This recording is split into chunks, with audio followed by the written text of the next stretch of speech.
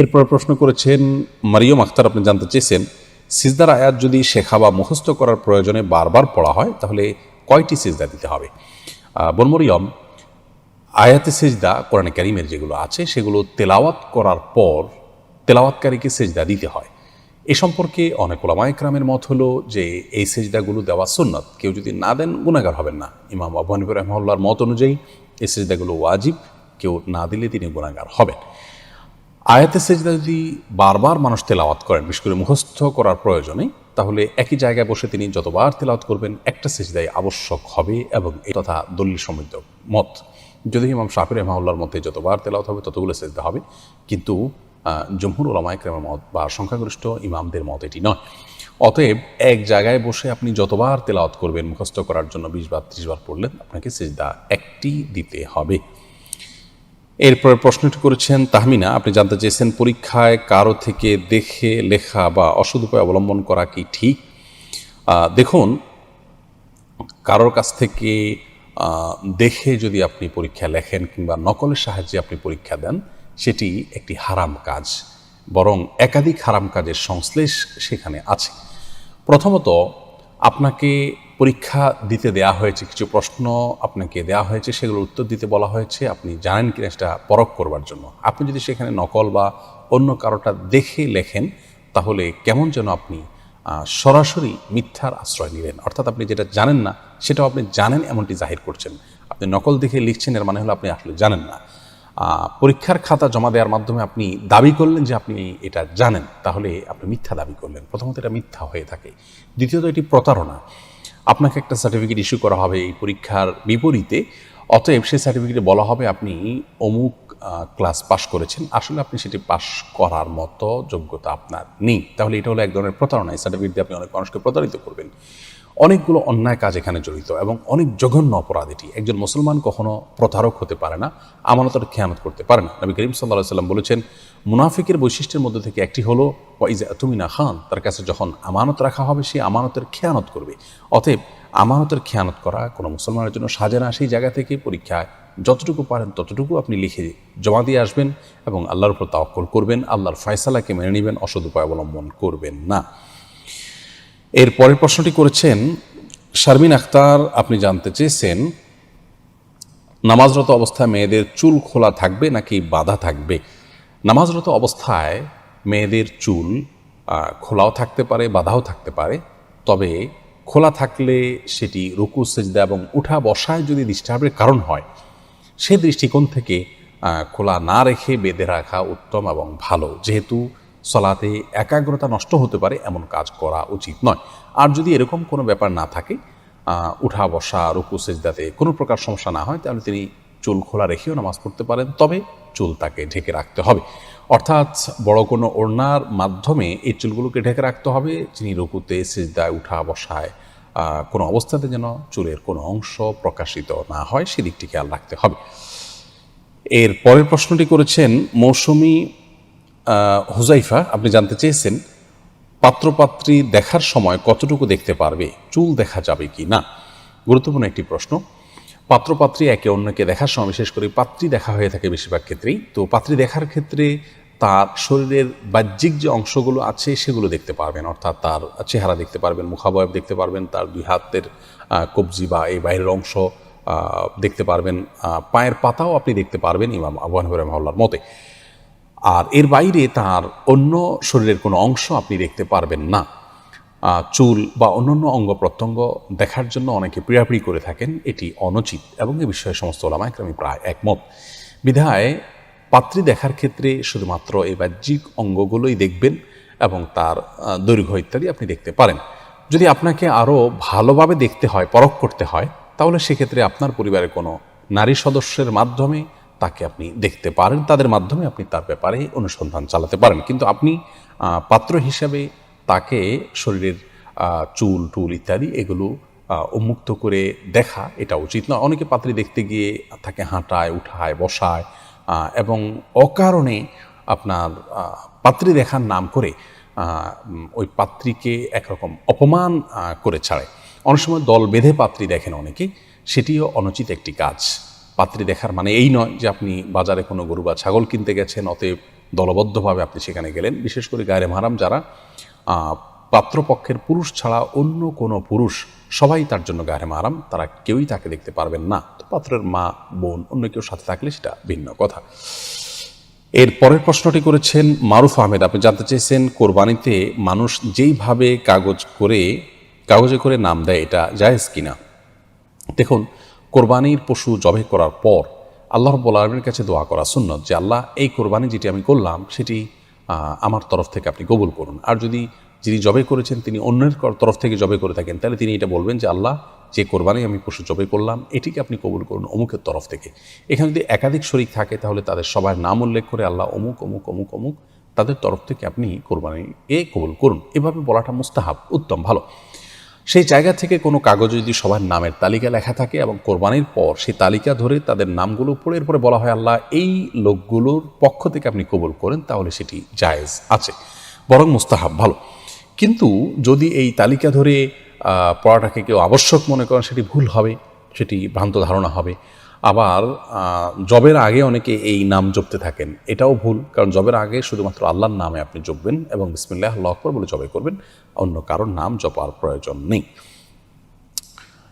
এর পরের প্রশ্নটি করেছেন আতিকুল সরকার। আপনি জানতে চেয়েছেন কোরবানির গরু ছাগল প্রতিবেশীদেরকে দিয়ে কাটানো হয়, এর বিনিময়ে মাংস দেওয়া হয়, সেটা জায়েজ হবে কিনা। কোরবানির পশু যারা বানান, কাটেন, তাদেরকে কোরবানির গোশত অথবা হাড্ডি, চামড়া বা কোরবানির পশুর কোনো কিছু দেওয়া সম্পূর্ণ নাজায়েজ। যদি দেন তাহলে সেই ক্ষেত্রে আপনার কোরবানি বিশুদ্ধ হবে না। তাদেরকে আপনি গরিব হিসাবে যদি দিতে চান, তাহলে তারা যদি আপনার এই কাজটা না করতো তাহলে যে পরিমাণ দিতেন ঠিক সে পরিমাণ তাদেরকে আপনি দিতে পারেন, যদি প্রতিবেশীরা আপনার এই কাজ করে থাকে। ধরুন আপনার প্রতিবেশী আপনার কোরবানি অন্য কষাই দিয়ে যদি আপনি বানাতেন, তারপরেও তাদেরকে হয়তো যে পরিমাণ গোশত দিতেন এখনও সে পরিমাণ দিচ্ছেন, এটি জায়েজ আছে। এর বাইরে তারা কষ্ট করে গোশত কেটেছে সেজন্য আপনি তাদেরকে গোশত দিলেন, এটা জায়েজ নয়। কারণ হাদিসে প্রথমত সুস্পষ্টভাবে নিষেধ রয়েছে, দ্বিতীয়ত কোরবানির পশু জবাই করার মাধ্যমে এটি আল্লাহর উদ্দেশ্যে আপনি উৎসর্গ করলেন, কোরবানি করলেন। এখান থেকে কোনো গোশত কসাইকে দেওয়ার মানে হলো আপনি এই গোশতকে বিনিময় হিসাবে ব্যবহার করলেন। কোরবানি গোশত বিক্রি করা জায়েজ নয় এবং বিনিময় হিসাবে কাউকে দেওয়াও জায়েজ নয়। সেই জায়গা থেকে আপনার প্রতিবেশী হোক আর যে হোক, যারা কসাইয়ের কাজ করবেন তাদেরকে পারিশ্রমিক হিসাবে আপনি নগদ টাকা দিবেন এবং শুরুতে বলে দিবেন যে আমি কোরবানির কোনো গোশত তোমাকে দিব না। এটি তাকে নিশ্চিতভাবে জানিয়ে তারপর তাকে চুক্তিতে নেবেন। তাতে যদি তিনি সম্মত হয় আসবেন, আলহামদুলিল্লাহ, না হলে নাই। আপনি যদি তাদেরকে গোশত দেওয়ার বিষয়টি খোলাসা না করেন, বেশিরভাগ ক্ষেত্রে দেখা যায় যে কসাইরা অল্প টাকাতেও রাজি হয়ে যান, কারণ তিনি জানেন যে 5 কেজি গোশত পেলে তার 2,5-3 হাজার টাকা হয়ে যাবে, অতএব বিশাল একটা লাভের ব্যাপার সেখানে থেকে যায়। তো পারিশ্রমিক হিসাবে এটা ব্যবহার হয়ে যাচ্ছে, সেজন্য কসাইকে কোরবানির গোশত দেওয়া জায়েজ নয়। এরপরে প্রশ্ন করেছেন সোনিয়া ইসলাম। আপনি জানতে চেয়েছেন মৃত ব্যক্তির নামে কোরবানি দেওয়া যাবে কি না। মৃত ব্যক্তির নামে কোরবানি দেওয়া যাবে। রাসূল করিম সাল্লাল্লাহু আলাইহি সাল্লামের নামে আলী রাদিয়াল্লাহু তাআলা আনহু কোরবানি দিয়েছেন। বাইহাকি, মুসনাদে আহমদ শহর বিভিন্ন হাদিসের কিতাবে হাদিস এইটি বর্ণিত হয়েছে এবং পৃথক কোরবানি তিনি দিয়েছেন রাসূল আকরাম সাল্লাল্লাহু আলাইহি সাল্লামের তরফ থেকে, এবং তিনি বলেছেন যে নবী সাল্লাল্লাহু আলাইহি সাল্লাম তাকে এই মর্মে বলে গেছেন জীবদ্দশায়। তো এই হাদিসের আলোকে বোঝা যায় যে মৃত ব্যক্তির তরফ থেকে কোরবানি দেওয়া যায়। তবে কোনো কোনো ওলামায়ে কেরাম এটাকে জীবিতদের নামের সঙ্গে যুক্ত করে দেওয়ার শর্ত আরোপ করেন, যদিও আপনার বেশিরভাগ ওলামায়ে কেরাম এই শর্ত আরোপ করেন না, যার কারণে জীবিত ব্যক্তির তরফ থেকে যেরকম কোরবানি করা যায় মৃত ব্যক্তির তরফ থেকেও কোরবানি করা যেতে পারে। এরপরে রোজিয়া জাহান আপনি জানতে চেয়েছেন যারা আত্মহত্যা করে তাদের জন্য কি দোয়া করা যাবে। হ্যাঁ, অবশ্যই আত্মহত্যাকারী ব্যক্তির জন্য দোয়া করা যাবে, বরং তার জন্য তো আরও বেশি দোয়া করতে হবে, এই জন্য যে তিনি আত্মহত্যা করে একটা মহাপাপ করে একটি কবিরা গুনাহ করে দুনিয়া থেকে গেছেন। অতএব আল্লাহর পক্ষ থেকে ক্ষমা পাওয়ার প্রয়োজন তো তার আরও বেশি, যেহেতু তিনি অপরাধ করে গেছেন, বিধায় তার জন্য দোয়া করা যাবে।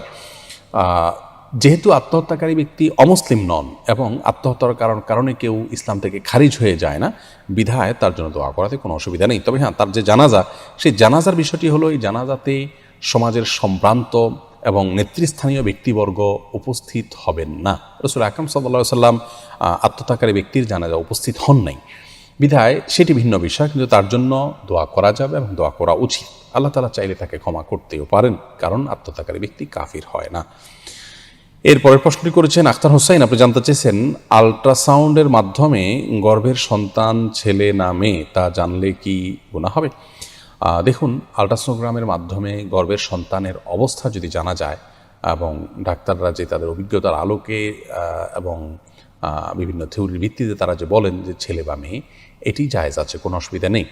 আল্লাহ রাব্বুল আলামিন যে বলেছেন গর্ভে কি আছে সেটি আল্লাহ ছাড়া কেউ জানেন না, এর মাধ্যমে এটি মূলত এই পর্যায়ের কথা আল্লাহ তাআলা বলেননি। তার মানে কোন সময় গর্ভে কি যাচ্ছে না যাচ্ছে এবং কোন বীর্যে কোন শুক্রাণুতে কি সন্তান আছে না আছে সেটি আল্লাহ ছাড়া কেউ জানেন না।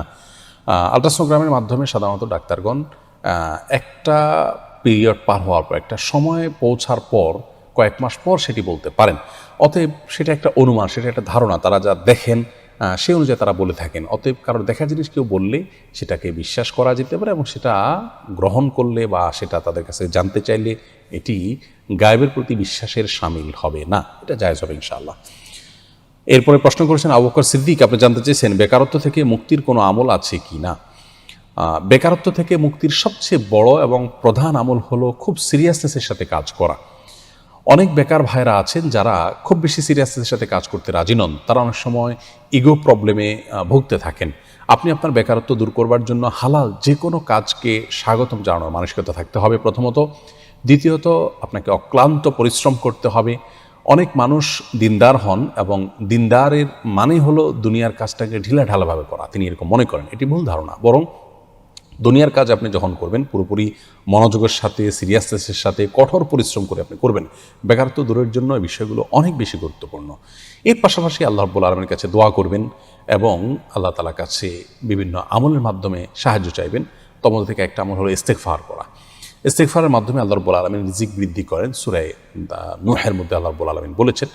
অতএব ইস্তেগফার বেশি বেশি করা যেতে পারে এবং রিজিক বৃদ্ধির জন্য সকাল সন্ধ্যার একটি দোয়া আছে, সেই দোয়াটা পাঠ করবেন, আল্লাহুম্মা ইন্নী আসআলুকা ইলমান নাফিআ ওয়া রিজকান তাইয়্যিবা ওয়া আমালান মুতাকাব্বালা। তো এর মাধ্যমে আপনি আল্লাহর কাছে রিজিক চাইবেন আর পরিশ্রম করবেন অক্লান্তভাবে এবং সিরিয়াসনেসের সাথে কাজ করবেন, মনোযোগের সাথে কাজ করবেন এবং কোনো কাজকে ছোট মনে করবেন না। হালাল উপার্জনের জন্য আল্লাহ তাআলা আস্তে আস্তে ইনশাআল্লাহ উপরে যেতে আপনাকে সাহায্য করবেন। মোহাম্মদ জাহিদুল ইসলাম জানতে চেয়েছেন কোরআনকে কেন হাদিস বলা হয়েছে। দেখুন, কোরআনে কারীম সম্পর্কে আল্লাহ রাব্বুল আলামিন বলেছেন ফাবি আইয়ি হাদিসিন বাদাহু ইউমিনুন। এই কথার পরে, অর্থাৎ আল্লাহর কথার পরে, অর্থাৎ আল্লাহর কথা ছাড়া আর কার কথা তারা বিশ্বাস করবে। এখানে কোরআনকে হাদিস বলা হয়েছে শাব্দিক অর্থে। হাদিস শব্দের অর্থ হলো কথা। কোরআন যেহেতু আল্লাহর কথা মালা, অতএব সেই দৃষ্টিকোণ থেকে এটাকে হাদিস বলা হয়েছে। হাদিস বলতে আল্লাহর কথা। মানুষের কথাকেও হাদিস বা মানুষের মনের জল্পনা কল্পনাকেও হাদিস বলা হয়েছে অনেক হাদিসে, যেমন হাদিসুন নফস বলা হয় মানুষের মনের জল্পনা কল্পনাকে, এবং বিভিন্ন হাদিসের মধ্যে এই ধরনের ভাষ্য ব্যবহার করা হয়, যে ধরনের শব্দ রয়েছে। যার কারণে হাদিস শব্দ দেখলেই সেটি শুধুমাত্র রাসূল আকরাম সাল্লাল্লাহু আলাইহি ওয়াসাল্লামের হাদিস হবে এমন নয়, বরং পরিভাষায় হাদিস বলতে রাসূল আকরাম সাল্লাল্লাহু আলাইহি ওয়াসাল্লামের হাদিস বলা হলেও শব্দের অর্থ, হাদিস শব্দের অর্থটি যে কোনো কথাকেই কিন্তু পরিব্যাপ্ত করে, শামিল করে। সেই দৃষ্টিকোণ থেকে আল্লাহর কথাকেও হাদিস বলা যায় বা বলা হয়েছে। এর পরের প্রশ্ন হলো, কত বছর বয়সে নামাজ রোজা আবশ্যক হয়। কত বছর বয়সে ইসলাম শরীয়তের দৃষ্টিকোণ থেকে একজন বালক বা বালিকা প্রাপ্তবয়স্ক হন, এ বিষয়ে প্রথম কথা হলো যে বালক বা বালিকা প্রাপ্তবয়স্ক হওয়ার নিদর্শন যখন দেখা দিবে তখন তারা প্রাপ্তবয়স্ক হিসাবে বিবেচিত হবেন। মেয়েদের বালেগ হওয়ার বা প্রাপ্তবয়স্ক হওয়ার নিদর্শন হলো মাসিক আরম্ভ হওয়া, ছেলেদের স্বপ্নদোষ ইত্যাদি শুরু হওয়া। এই সমস্ত নিদর্শন যখন দেখা দিবে তখন থেকে তাদেরকে প্রাপ্তবয়স্ক ধরা হবে। সেটা কারোর 12 বছর বয়সে হতে পারে, কারোর 11 বছর বয়সে হতে পারে, কারোর 13 বছর বয়সে হতে পারে। যদি এই নিদর্শনগুলো দেখা না দেয় তাহলে সেক্ষেত্রে সর্বশেষ সীমানা হলো 15 বছর। 15 বছর বয়স হলে আবশ্যিকভাবে সে বালেগ হয়ে যাবে। তাহলে প্রাপ্তবয়স্ক হওয়াটা মূলত বয়সের সাথে সংশ্লিষ্ট বিষয় নয়, বরং এর সম্পর্ক হলো বালেগ হওয়ার যে নিদর্শন আছে সেটি দেখা গেছে কিনা, মেয়েদের মাসিক আরম্ভ হয়েছে কিনা, ছেলেদের স্বপ্নদোষ হয়েছে কিনা। সেটি যদি না হয় এবং বিলম্ব হতে থাকে তাহলে সর্বশেষ সীমানা হলো 15 বছর।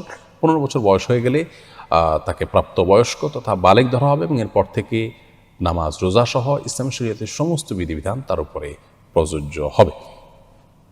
এরপরের প্রশ্ন হলো, ভাড়াটিয়ার কাছ থেকে যে অগ্রিম বা সিকিউরিটি মানে নেওয়া হয় সেটা নেওয়া কি জায়েজ আছে। ভাড়াটিয়ার কাছ থেকে বাড়িওয়ালা সিকিউরিটি মানি হিসেবে বা অগ্রিম হিসাবে যে টাকা নিচ্ছেন সেটি জায়েজ আছে, কিন্তু জটিলতার বিষয় হলো সেই টাকার ব্যবহার নিয়ে। ভাড়াটিয়ার কাছ থেকে যে টাকাটা নিচ্ছেন এই টাকাটাকে যদি তিনি অগ্রিম বলে নেন তার মানে হলো সেখান থেকে তিনি মাসে মাসে কাটবেন। তো সচরাচর আমাদের সমাজে এটা করা হয় না, অতএব এটি আসলে অগ্রিম নয়, এটা আসলে সিকিউরিটি মানি। এই সিকিউরিটি মানি যেটা নেওয়া হয় এটা আমানত, আর আমানতের টাকা ব্যবহার করা যায় না। তাছাড়া আপনি তাকে আপনার বাসাটা দিলেন ব্যবহার করবার জন্য, বিপরীতে টাকা নিয়ে রাখলেন, এটা বন্ধক দিয়ে কোনো ঋণ দিয়ে বন্ধক রাখার মতো হয়ে যায়। তো বন্ধকি জিনিস যেরকম যিনি বন্ধক রেখেছেন তিনি ব্যবহার করা তার জন্য জায়েজ নয়, ঠিক তেমনিভাবে সিকিউরিটি মানি এটাও বাড়িওয়ালাদের জন্য ব্যবহার করা জায়েজ নয়। এটি হলো প্রায় সমস্ত ওলামায়ে কেরামেরই মত। অতএব এই অবস্থা থেকে উত্তরণের জন্য আমরা যে কাজটি করতে পারি তা হলো বাড়িওয়ালারা ভাড়াটিয়াকে বলবেন যে এই টাকাটি আমি সত্যি অগ্রিম নিচ্ছি, আপনার ভাড়া থেকে এত % করে এই টাকা থেকে আমি কাটবো, আর বাকিটা আপনি ক্যাশ দিবেন। ধরুন 10,000 টাকা ভাড়া বাসার, তো তার কাছ থেকে 1 লক্ষ টাকা অগ্রিম নিলেন, আপনি প্রতি মাসে 1,000 বা 2,000 টাকা করে এখান থেকে কাটবেন, তাহলে সেটি ভিন্ন হিসেব হবে। আর অন্যথায় এই টাকা ব্যবহার করা জায়েজ হবে না, যেহেতু এটা আমানত বা বন্ধক রেখে, এই টাকা বন্ধক রেখে সে কেমন যেন আপনার কাছ থেকে বাসাটা নিয়েছে, অতএব ব্যবহার করার জন্য বিধায় এটি আপনার ভাঙা জায়েজ হবে না। এর পরের প্রশ্ন করেছেন এমডি জিপু মিলি, আপনি জানতে চেয়েছেন উরুর উপর কোরআন রেখে পড়া যাবে কি না। উরু বা রানের উপরে কোরআন রেখে পড়া যাবে যদি কোনো ব্যক্তির রেহাল বা এরকম কোনো কিছু না থাকে হাতের কাছে এবং তিনি ধরে দীর্ঘ সময় পড়তে অসুবিধা হয়, তাহলে তিনি নিজের রানের উপরে কোরআন রেখে পাঠ করতে পারেন। মূলত এখানে দেখার বিষয় হলো তার উদ্দেশ্য কী। কেউ যদি কোরআনকে অপমান করার জন্য এরকম করেন তাহলে তো সেটি তার ঈমান ভঙ্গের কারণ হতে পারে, আর যদি কেউ অবহেলাবশত এমনটি করেন সেটিও অন্যায় হবে। কিন্তু যেটি আমরা উল্লেখ করলাম, অর্থাৎ কেউ যদি ধরে পড়ে রাখাটা তার জন্য কষ্টের হয়, একটু আরামের জন্য বা হাত থেকে পড়ে যেতে পারে, সেটার জন্য বরং তিনি রানের উপরে ঠেক দিয়ে তেলাওয়াত করেন, তাহলে সেটি জায়েজ আছে। কারণ ইন্নামাল আমালু বিন্নিয়াত, মূলত উদ্দেশ্যটা কি তার সেটি হলো দেখার বিষয়। আর যদি কেউ কোরআন তেলাওয়াত করেন শুয়ে শুয়ে বা কোনো কিছুর সাথে হেলান দিয়ে, তো সেটাও জায়েজ আছে। আম্মাজান আয়েশা রাদিয়াল্লাহু তাআলা আনহার শরীরে হেলান দিয়ে নবী করিম সাল্লাল্লাহু আলাইহি সাল্লাম কোরআনে কারীম তেলাওয়াত করেছেন, এই বিষয়টি বুখারী সহ বিভিন্ন হাদিসের কিতাবে বর্ণিত হয়েছে। তো যার কারণে কেউ যদি কিছুর সাথে হেলান দিয়ে তেলাওয়াত করেন সেটিও জায়েজ আছে। কেউ যদি মুখস্থ শুয়ে শুয়ে কোরআন তেলাওয়াত করেন বা অ্যাপ থেকে দেখে কোরআন তেলাওয়াত করেন শুয়ে, সেটাও জায়েজ আছে। তবে সর্বাবস্থায় কোরআন আল্লাহ রাব্বুল আলামিনের কালাম, তার প্রতি আমাদের পূর্ণ মনোযোগিতা আছে, পূর্ণ আন্তরিকতা আছে, শ্রদ্ধা আছে, সেটি যেন প্রকাশ হয় সেইভাবেই তেলাওয়াত করতে পারলে ভালো। অর্থাৎ উঠে বসে যদি সিরিয়াসের সাথে তেলাওয়াত করা যায় সেটা অধিকতর উত্তম এবং ভালো। এর পরের প্রশ্নটি হলো মনিরা খাতুন, আপনি জানতে চেয়েছেন আবহাওয়া অফিসের আগাম সংবাদ বিশ্বাস করা যাবে কিনা। আবহাওয়া অফিস যে আবহাওয়ার আগাম বার্তা দিয়ে থাকে সেটা বিশ্বাস করাতে কোনো অসুবিধা নেই। অনেকে মনে করেন যে এটি বিশ্বাস করলে গায়েবের খবর কেউ দিল, সেটাকে বিশ্বাস করলো, অতএব জ্যোতিষীর দেওয়া ভবিষ্যৎবাণীকে বিশ্বাস করা যেরকম ঈমান হরণকারী, আমল নষ্টকারী, কুসংস্কার, এটাকে অনেকে কুসংস্কার মনে করেন। দুটি আসলে সম্পূর্ণ ভিন্ন বিষয়। আবহাওয়া অফিস যে আবহাওয়ার আগাম বার্তা আমাদেরকে দিয়ে থাকেন, সেটা তারা বিভিন্ন আলামত দেখেন, আবহাওয়ার গতি প্রকৃতি অ্যানালাইসিস করে আগাম তারা বিভিন্ন আপনার প্রযুক্তির মাধ্যমে জানতে পেরে সেটা আমাদেরকে তারা জানান। অতএব আপনি কারোর জুতার আওয়াজ শুনে বুঝতে পারছেন যে অমুক আসছে, অথবা কারোর গলার আওয়াজ শুনে বুঝতে পারছেন অমুক আসছে, তার উপর ধারণা করে আপনি তাদেরকে বললেন যে সম্ভবত অমুক এসছে। এটা যেরকম কোনো অদৃশ্যের সংবাদ দেয়া নয়, বরং আপনি আপনার যে আলামত বা নিদর্শন দেখেছেন সেটার উপরে ভিত্তি করে আপনি বলেছেন। অতএব এটা সম্পূর্ণ হাওয়া থেকে বলা নয়, বিধায় আবহাওয়ার আগাম সংবাদ বিশ্বাস করলে কোনো প্রকার অসুবিধা হবে না। মাইশা আক্তার, আপনি জানতে চেয়েছেন জন্মদিন উপলক্ষে রোজা রাখা কি সুন্নত। জন্মদিন উপলক্ষে রোজা রাখা এটি মূলত আমাদের জন্য সুন্নাহ নয়। নবী করিম সাল্লাল্লাহু আলাইহি সাল্লাম তাঁর জন্মদিন উপলক্ষে তিনি সোমবারে সিয়াম পালন করেছেন, জন্মের বারটা উপলক্ষে। তাকে জিজ্ঞাসা করা হয়েছে ইয়মুল ইসনাইন তথা সোমবারে তিনি কেন নফল সিয়াম রাখেন, তখন তিনি বলেছেন যাকা ইয়মুন ওয়ালিদতু ফিহি, কারণ এই দিনই আমি জন্মগ্রহণ করেছি।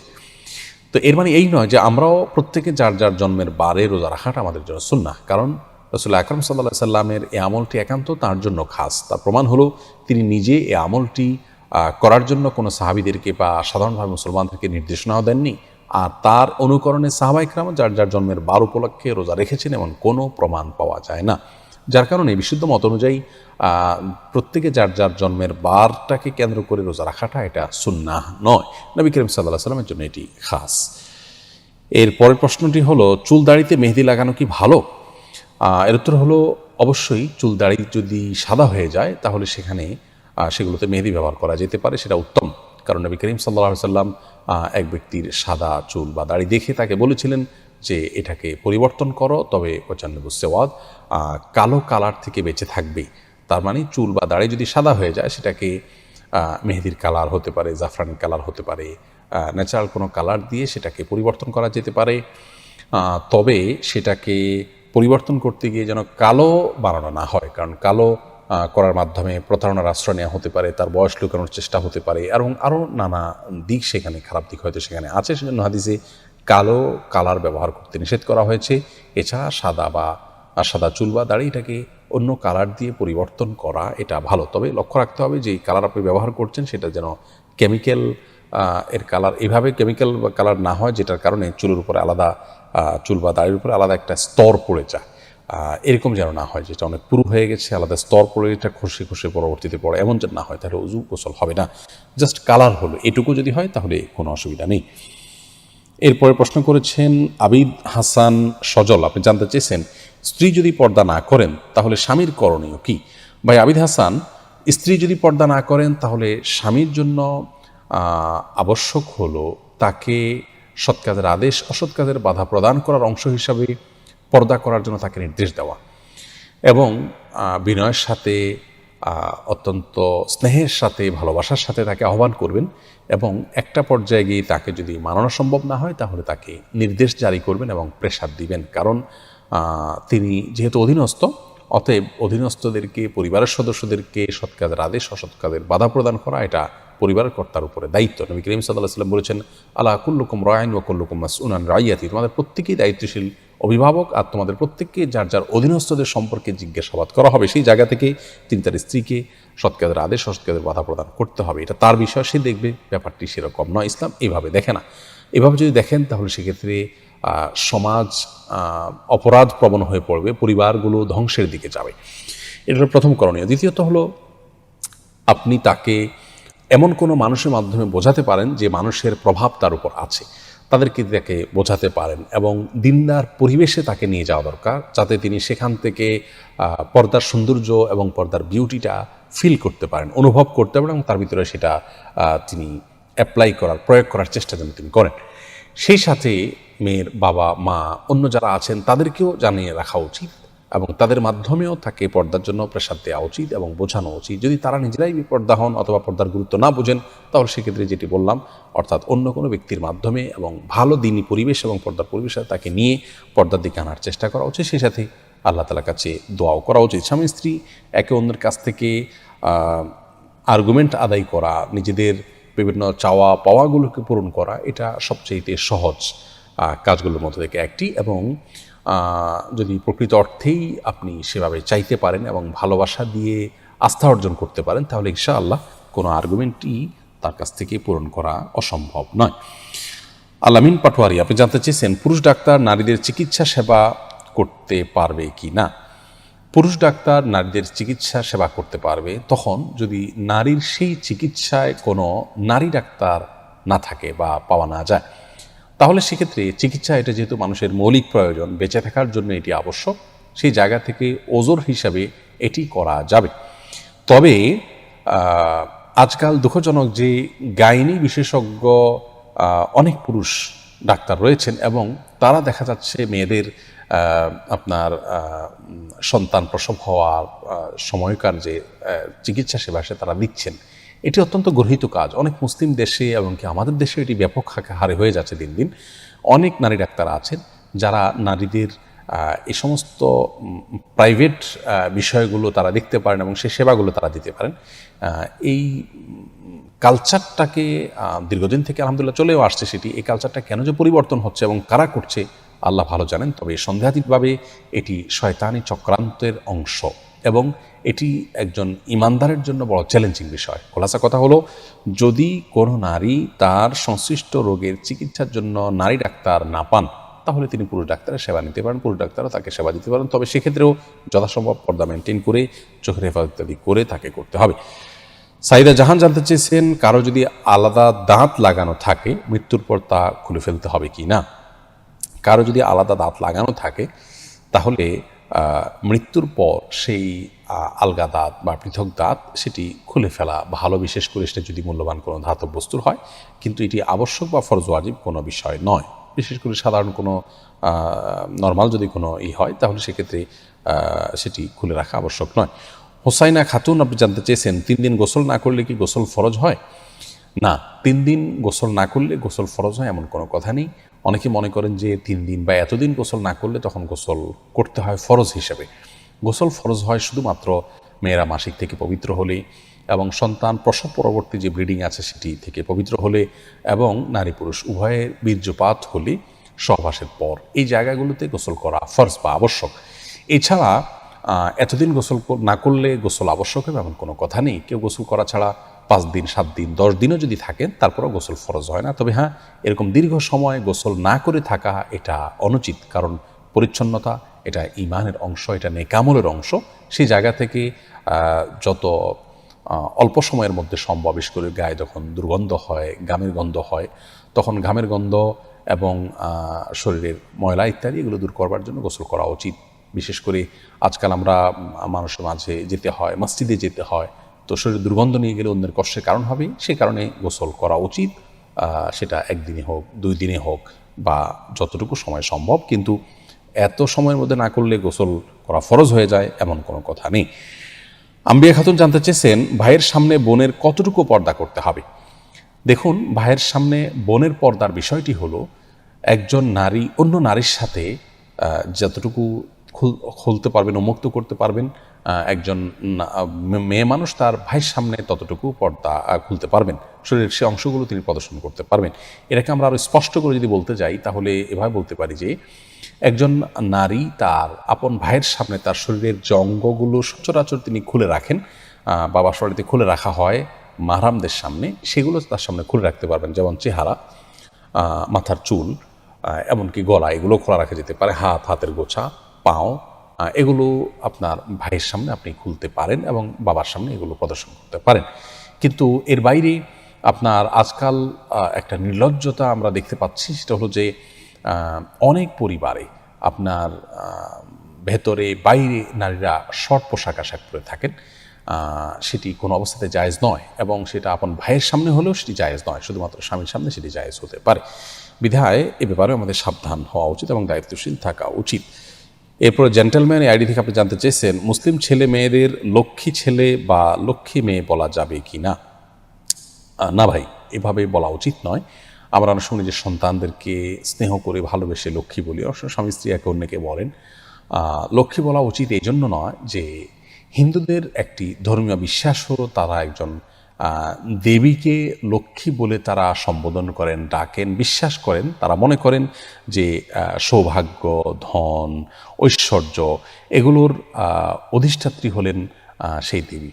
তো সেই জায়গা থেকে তাকে লক্ষ্মী বলা হয়, ভালো লক্ষণ তিনি বহন করেন। তো নিজের সন্তানকে বা প্রিয় কোনো মানুষকে যদি আপনি লক্ষ্মী বলেন, কেমন যেন আপনি সেই বিশ্বাসকে স্মরণ করে তাকেও ভালো লক্ষণ বহনকারী ওই দেবীর মতো, যদি আপনি এরকম মনে করে করছেন না, কিন্তু তার সাথে সাদৃশ্য হচ্ছে, সে বিশ্বাসের সাথে কিছু দিক থেকে বাহ্যিকভাবে হলেও মিলে যাচ্ছে। আর শিরক এবং মুশরিকের বিশ্বাসের সাথে বাহ্যিকভাবেও সাদৃশ্য হয় এমন কোনো কাজ একজন মুসলমানের করা উচিত নয়।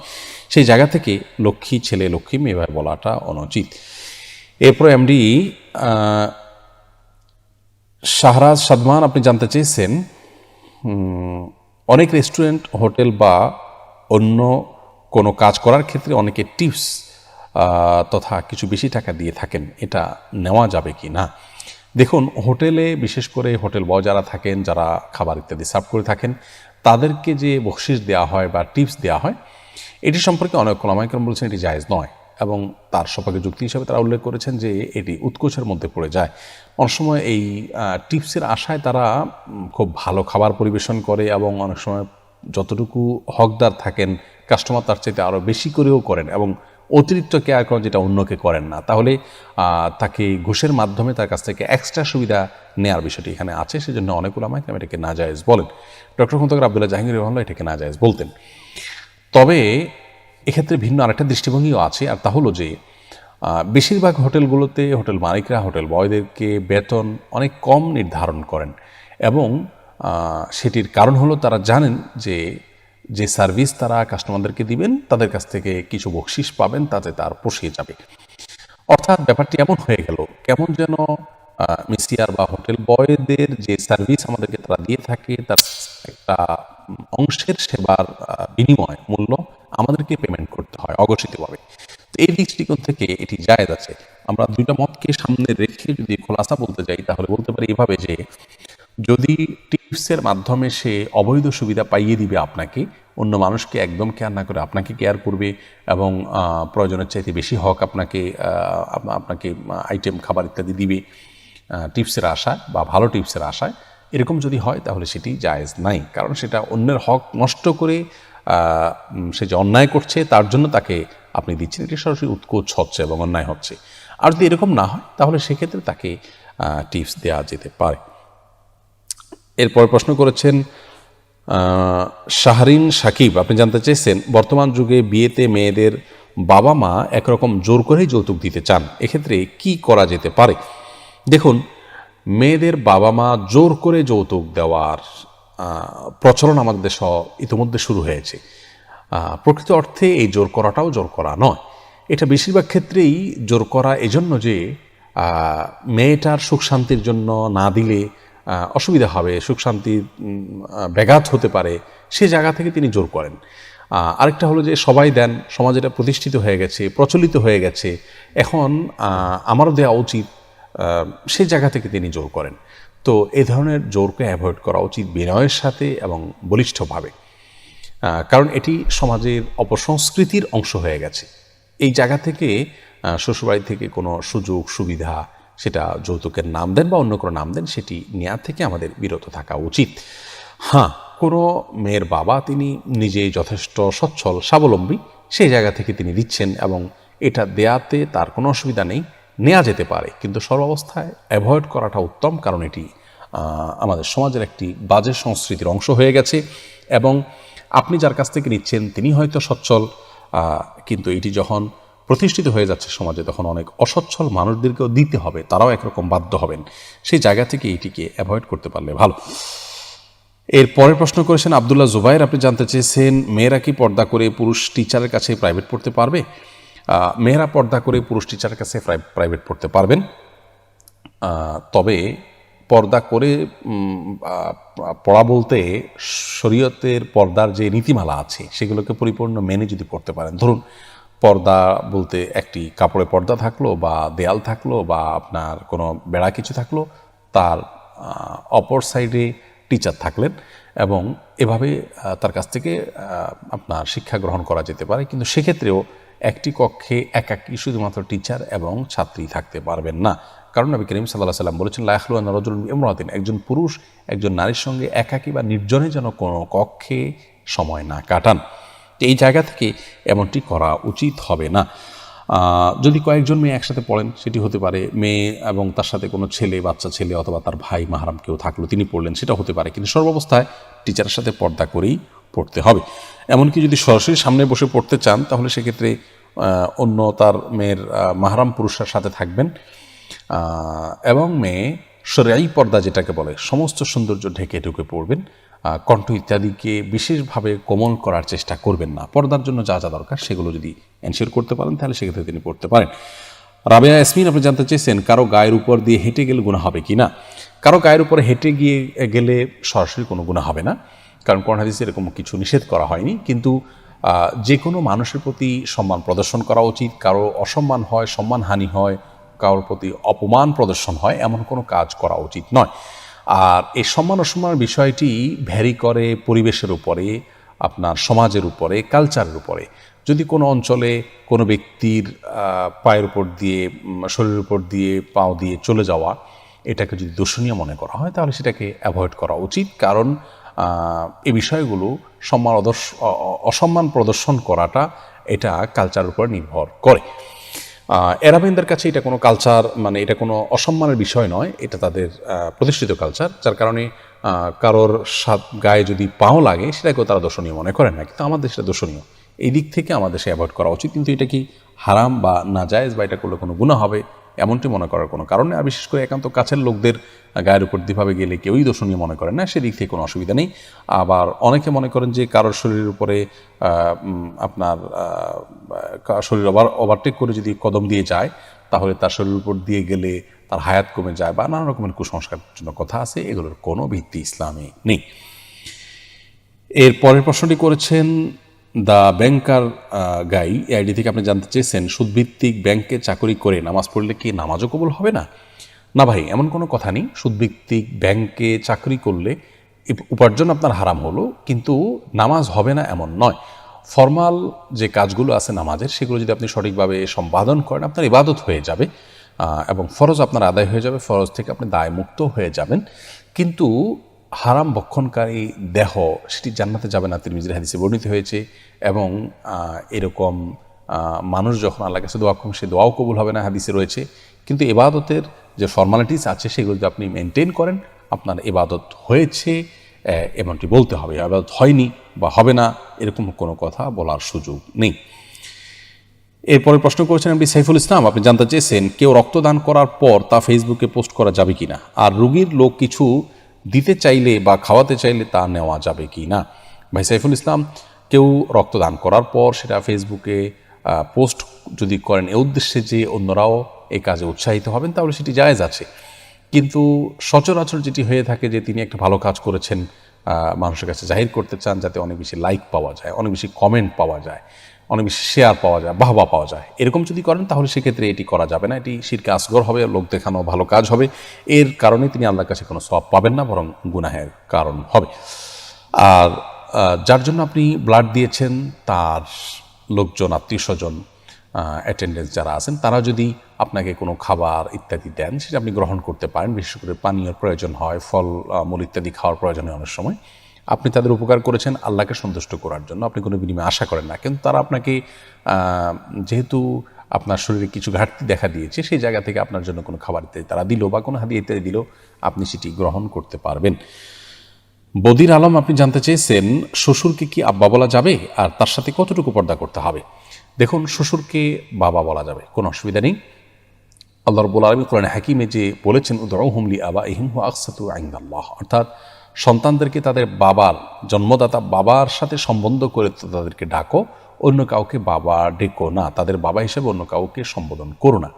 এখানে যে আল্লাহ রাব্বুল আলামিন নিষেধ করেছেন অন্য কাউকে বাবা বলতে, তার অর্থ হলো অন্য কাউকে বাবার জায়গায় যদি কেউ বসান, এবং ধরুন সার্টিফিকেটে, পাসপোর্টে, এনআইডিতে এবং বিভিন্ন ডকুমেন্টসে এবং মানুষের সামনে যদি এমনভাবে অন্য কারোর নাম বাবা হিসাবে তিনি পেশ করেন যে তাকেই বরং সমাজের মানুষ তার জন্মদাতা মনে করেন, সেটি নিষেধ। শ্বশুরকে যদি কেউ বাবা বলেন, সেক্ষেত্রে সমাজের সবাই জানেন যে এই ভদ্রলোক তার জন্মদাতা পিতা নন। এটা সম্মানসূচকভাবে শুধুমাত্র বলা। অতএব ইন্নামাল আমালু বিন্নিয়াত, আপনি তাকে বাবা বলতে যেটা বোঝায় মানুষ, সে অর্থে বাবা বোঝাননি। যার কারণে শ্বশুরকে বাবা বলাতে কোনো অসুবিধা হবে না ইনশাআল্লাহ বিদিনিল্লাহ। শ্বশুর সাথে কতটুকু পর্দা করতে হবে পুত্রবধূর? এর উত্তর হলো, একজন মাহরামের সাথে যতটুকু পর্দা করবেন আপনি আপনার নিজের বাবার সামনে যতটুকু পর্দা করবেন, নিজের ভাইয়ের সামনে যতটুকু পর্দা করবেন, তার সামনে ততটুকু পর্দা করবেন। চেহারা, এমনকি মাথার চুল ইত্যাদি খোলা থাকলেও গুনাহ হবে না, পর্দার লঙ্ঘন হবে না। হাতের তালু এবং বাহ্যিক অংশ, পায়ের বাহ্যিক অংশ, এগুলো আপনি খোলা রাখতে পারেন তার সামনে। একই কথা প্রযোজ্য হবে শাশুড়ির বেলায় এবং জামাইয়ের বেলায়। জামাই, তিনি শাশুড়ির এই চেহারা, হাত এবং পা, এই অংশগুলো দেখতে পারবেন। তার মায়ের, তার বোনের যে অংশগুলো তিনি দেখতে পারেন, ইনিও তার মাহরাম হয়ে গেছেন, সেই হিসাবে তারও সেই অংশগুলো দুটো দেখতে পারবেন। অসমাপ্ত গল্প আইডি থেকে আপনি জানতে চেয়েছেন, দুষ্টুমি করে কেউ যদি স্ত্রীকে বলে ব্রেকআপ, এ বিষয়ে ইসলাম কি বলে দয়া করে একটু জানাবেন। স্ত্রীকে যদি কেউ ব্রেকআপ বলেন, তাহলে সেক্ষেত্রে দেখতে হবে তিনি কি উদ্দেশ্যে বলেছেন। যদি নিছক মজার ছলে বলেন, দুষ্টুমি করে বলেন, তাহলে এটি বলার কারণে তাদের সম্পর্ক নষ্ট হবে না। কারণ এটি তালাকে কেনায়া জাতীয় শব্দ, অর্থাৎ এমন শব্দ যে শব্দকে যদি তালাকের উদ্দেশ্যে কেউ বলে তাহলে তালাক পতিত হতে পারে, আর তালাক উদ্দেশ্যে না বললে সেটি ভিন্ন কোনো উদ্দেশ্য হতে পারে। অর্থাৎ ব্রেকআপ বলতে তিনি বোঝাতে চেয়েছেন যে সাময়িকভাবে তোমার সাথে আমি অভিমান করেছি, এরকম উদ্দেশ্যে তিনি যদি ব্রেকআপ বলেন তাহলে সেক্ষেত্রে কোনো অসুবিধা নেই, তালাক হবে না। কিন্তু যদি সিরিয়াসলি তিনি তার সঙ্গে বিচ্ছেদের নিয়ত করে ব্রেকআপ বলেন তাহলে কিন্তু তালাক হয়ে যাবে। কারণ যে শব্দগুলো আপনার দুই ধরনের অর্থ বিশিষ্ট, তো এই দ্ব্যর্থবোধক শব্দগুলোতে যদি তালাকের অর্থ নেওয়ার পসিবিলিটি থাকে এবং সে উদ্দেশ্যে বলে তাহলে কিন্তু সেটি হয়ে যায়। অতএব তালাকের উদ্দেশ্য নিয়ে ব্রেকআপ বলে তালাক হয়ে যাবে। আর এইখানে তার উদ্দেশ্য কি সেটার উপরে নির্ভর করা হচ্ছে এবং লক্ষ্য করা হচ্ছে। এর মানে এই নয় যে অন্য সময় তালাক স্ত্রীকে দিলে আপনার মুখে তালাকের নিয়ত থাকতে হবে, বরং তালাক এমন একটা বিষয় যে নিয়ত ছাড়াও মুখে উচ্চারণ করলে তালাক হয়ে যায়। সরাসরি তালাক যদি আপনি দেন, তালাক দিলাম, তোমাকে ছেড়ে দিলাম, এরকম তোমার সঙ্গে আমি সম্পর্ক ছিন্ন করলাম, আমি প্রত্যক্ষ তালাক যেটাকে বলা আর কি, সেই শব্দগুলো যদি ব্যবহার করেন তাহলে সেক্ষেত্রে নিয়ত না থাকলেও কিন্তু তালাক হয়ে যাবে। খুব সিরিয়াস একটা বিষয়, এজন্য এটা ঠান্ডা মাথায় প্রয়োগ করা উচিত। আর এই ব্রেকআপ জাতীয় শব্দগুলো দ্ব্যর্থবোধক হওয়ার কারণে এগুলোতে নিয়তের উপর নির্ভর করবে তালাক হওয়া না হওয়াটা। এরপরে যে প্রশ্ন দেখতে পাচ্ছি তা হলো নাসিরুদ্দিন বাতুল, আপনি জানতে চেয়েছেন পুরাতন বা ছেড়ে যাওয়া কোরআন কি করব। দেখুন, পুরাতন বা ছেড়ে যাওয়া কোরআন, আমাদের কোরআনের ব্যাপারে আমাদের করণীয় সম্পর্কে ইমাম মোহাম্মদ রাহিমাহুল্লাহ সহ অনেক বড় বড় ইমামগণের মত হলো সেটি আমরা কবরে বা এমন কোনো জায়গায় মাটিতে পুঁতে রাখবো যেখানে সচরাচর মানুষ পাড়া দেয় না। আস্তে আস্তে সেটা মাটিতে থাকতে থাকতে মাটির সাথে মিশে যাবে। কোরআন যদি ছিঁড়ে যায় বা ব্যবহার অনুপযোগী হয় তাহলে সেক্ষেত্রে আমরা এই কাজটা করতে পারি। আর এর বাইরে অনেক ওলামা ইকরাম পুড়ে ফেলারও পরামর্শ দিয়েছেন। তাদের দলিল হলো সহিহ বুখারীতে একটি হাদিস বর্ণিত হয়েছে, আমরা অনেকেই জেনে থাকবো, যে ওসমান রাদিয়াল্লাহু তাআলা আনহুর শাসন আমলে যখন কোরআনের কিছু কপি নিয়ে সমস্যা দেখা দিচ্ছে, অর্থাৎ কোরআন যেহেতু কয়েক আপনার উপভাষায় নাজিল হয়েছে, সেই উপভাষাগুলোতে অনেক কিছু কপি করা হয়েছে, পরবর্তীতে কিছু জটিলতা দেখা দিল, তো একটি রেখে বাকি কপিগুলোকে একত্র করে সাহাবা ইকরাম পুড়ে ফেলেছিলেন। তো যেহেতু সাহাবা ইকরাম কোরআন যখন ব্যবহার অনুপযোগী হয় সেটাকে পুড়ে ফেলার আমল তাদের থেকে প্রমাণিত হয়েছে, সেজন্য অনেক ওলামা ইকরাম যে পুড়ে ফেলা যাবে। তো আমাদের সমাজে আজকাল প্রতিবাদের ভাষা হিসাবে মানুষ পুড়ে ফেলে, সেই জায়গা থেকে আমাদের ওলামা ইকরাম সচরাচর নিষেধ করেন যেন পুড়ে না ফেলে বরং দাফন করা হয়। এ হলো কোরআন যদি ব্যবহার অনুপযোগী হয় সেক্ষেত্রে আমাদের করণীয় সম্পর্কে বিস্তারিত আলোচনা। অসমাপ্ত গল্প এটি থেকে আপনি জানতে চেয়েছেন দুষ্টুমি করে কেউ যদি স্ত্রীকে বলে, আপনার প্রশ্ন উত্তর দিয়েছি। ফেরদাউস আহমেদ জিম, আপনি জানতে চেয়েছেন স্কুল কলেজ বন্ধ থাকার পরও ছাত্রদের থেকে বেতন নেওয়া সম্পর্কে ইসলাম কি বলে। দেখুন, স্কুল কলেজ বন্ধ থাকার পরও শিক্ষার্থীদের কাছ থেকে বেতন নেওয়ার বিষয়টি নির্ভর করে যে চুক্তি কিভাবে হয়েছে। ধরুন, স্কুল বা মাদ্রাসা বা যে কোনো পর্যায়ে শিক্ষা প্রতিষ্ঠান, তার সাথে যদি শিক্ষার্থীর অভিভাবকের চুক্তি এরকম হয় যে এত মাসে বেতন দিয়ে যেতে হবে, ভর্তি হয়েছে, তাহলে সেই মাসে বেতন দিয়ে যেতে হবে। কোনো মাসে ক্লাস কম হতে পারে, কোনো মাসে বেশি হতে পারে, কিন্তু বেতন তাকে দিয়ে যেতে হবে, কারণ চুক্তিটা সেইভাবেই হয়েছে। আর এই যে করোনা প্যান্ডামিকের মধ্যে যে কোনো ক্লাসই হচ্ছে না, তারপরে বেতন দিয়ে যেতে হচ্ছে, এক্ষেত্রে করণীয় কি? এখানে মূল বিষয়টা হলো যে বছরের শুরুতে আপনি ভর্তি হয়ে থাকেন এবং ভর্তি হওয়ার পর যদি আপনার এই বিষয়গুলো উল্লেখ করা থাকে যে আপৎকালীন সময়েও বেতন দিয়ে যেতে হবে, যেহেতু শিক্ষকদের বেতন চালাতে হবে, শিক্ষা প্রতিষ্ঠানের অন্যান্য খরচ আছে, তাহলে সেই চুক্তিতে আপনি সম্মত হয়ে থাকলে আপনাকে বেতন দিয়েই যেতে হবে।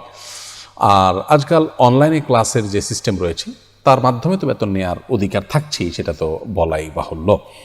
আর যদি ভর্তি না থাকে শিক্ষার্থী বছরের শুরুতে, অথবা ভর্তি হয়েছে ফিজিক্যাল ক্লাসের চুক্তিতে কিন্তু পরবর্তী সেটা আর হচ্ছে না, অনলাইন ক্লাসও হচ্ছে না, তাহলে সেক্ষেত্রে নিয়মিতভাবে হতে থাকলে শিক্ষার্থী এবং তার অভিভাবকের কাছ থেকে টাকা দাবি করতে পারেন না। বিষয়টা খোলাসা হওয়া উচিত, বিশেষ করে প্যান্ডামিকের সময় শুরুতেই, যে অনলাইন ক্লাস হলে সেটার বেতন হবে কি না, হলে সেটা কত হবে, অফলাইন ক্লাস যদি একদমই না হয় তাহলে কি হবে, এই বিষয়গুলো খোলাসা হলে সেটি ভালো হয়। এরপরে আবদুল্লাহ, আপনি প্রশ্ন করেছেন পশু মারা যাওয়ার আগ মুহূর্তে জবাই করলে সেটা খাওয়া যাবে কি না। উত্তর হলো হ্যাঁ, খাওয়া যাবে। পশু যতক্ষণ পর্যন্ত তার মধ্যে প্রাণ আছে ততক্ষণ পর্যন্ত সেটি জবাই করলে খাওয়া যাবে। কোনো কারণে অ্যাক্সিডেন্ট হলো, পশু এখনও মারা যায়নি কিন্তু কিছুক্ষণ পরেই মারা যাবে মনে হচ্ছে, এই মুহূর্তে জবাই করে দিলে সেটি খাওয়া যাবে। কাজী জুরাইশ হোসেন জানতে চেয়েছেন ফরজ কাজা নামাজে একামত দিতে হবে কি না। উত্তর হলো হ্যাঁ, ফরজ রোজা বা ফরজ নামাজ যদি কাজা হয়, ফরজ নামাজ কাজা হয়ে গেলে সেক্ষেত্রে সে কাজা নামাজ যখন আপনি আদায় করতে যাবেন তখন একামত দিয়ে আদায় করাটা উত্তম এবং ভালো।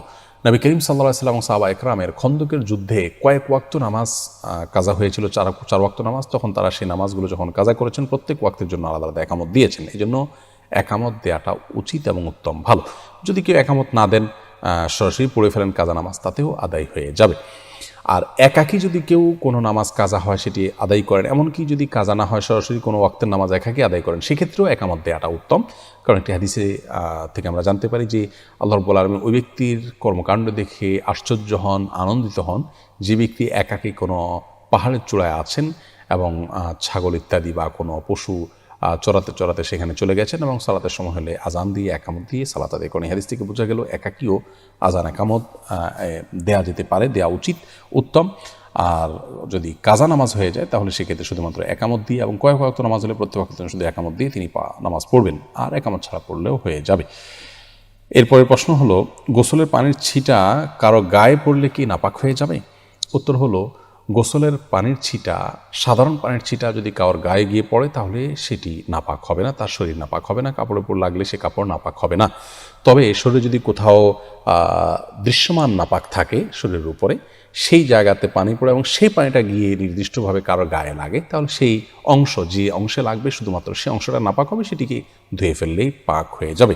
আর যদি এরকম দৃশ্যমান কোনো নাপাক না থাকে, জাস্ট তার গোসল ফরজ হয়েছে হয়তো, কিন্তু শরীরের উপরে কোনো দৃশ্যমান নাপাক নাই, তাহলে শরীরের উপরে যে পানি ব্যবহার করা হবে সেটা ছিটা গিয়ে অন্য কারো কাপড় পড়লে সেটি নাপাক হবে না। কারণ নাপাক দূর করার জন্য আমরা যে উজু করি, গোসল করে থাকি, এই ব্যবহৃত পানি নাপাক হয়ে যায় না যদি সেখানে দৃশ্যমান নাপাক না থাকে। এরপরে প্রশ্ন হলো কেমন মেয়ে বিয়ে করব। দেখুন, নবী করিম সাল্লাল্লাহু আলাইহি ওয়াসাল্লাম বলেছেন মেয়েদেরকে বিবাহ করা হয় বিভিন্ন দিক দেখে, পয়সা দেখে, সৌন্দর্য দেখে, তাদের বংশ গৌরব দেখে, নানান দিক দেখে বিবাহ করা হয় তাদেরকে। কিন্তু তুমি মেয়েদেরকে বিবাহ করার ক্ষেত্রে তাদের দিনদারিতা দেখে তুমি সফলতা অর্জন করার চেষ্টা করবে, জেতার চেষ্টা করবে। একই কথা ছেলেদের বেলায়ও প্রযোজ্য, যে মেয়েরাও সেরকম ছেলে দেখে বিবাহ করবেন যার দিনদারি অনেক বেশি। একজন মানুষের রূপ, লাবণ্য, সৌন্দর্য বা অন্যান্য যে বিষয়গুলো আছে এগুলোর চাইতে তার পার্সোনালিটি, তার ব্যক্তিত্ব, এটা অনেক বেশি গুরুত্বপূর্ণ বিষয় এবং এটাই হলো মূল উপভোগ্য বিষয়।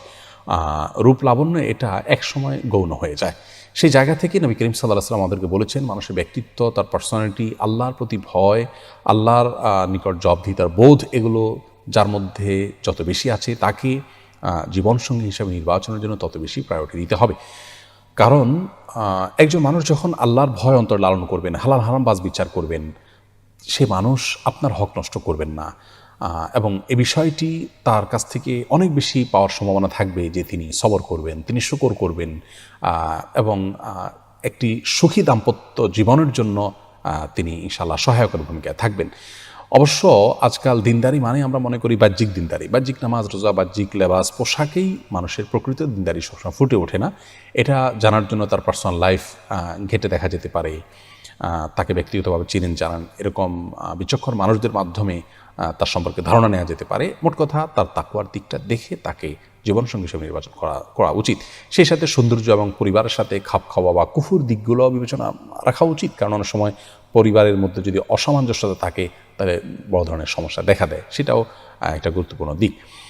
আর মেয়েদের জীবনে অনেক গুরুত্বপূর্ণ একটা দিক, এটা ছেলেদের জন্য প্রযোজ্য, মেয়েদের ক্ষেত্রে স্পেশালি পাত্রী হিসাবে যখন আপনি কাউকে নির্বাচন করতে যাবেন তখন অনেক বেশি গুরুত্বপূর্ণ ওঠে, তা হলো অল্পে তুষ্টি এবং সবর এবং ধৈর্য ধরার ব্যাপারটা।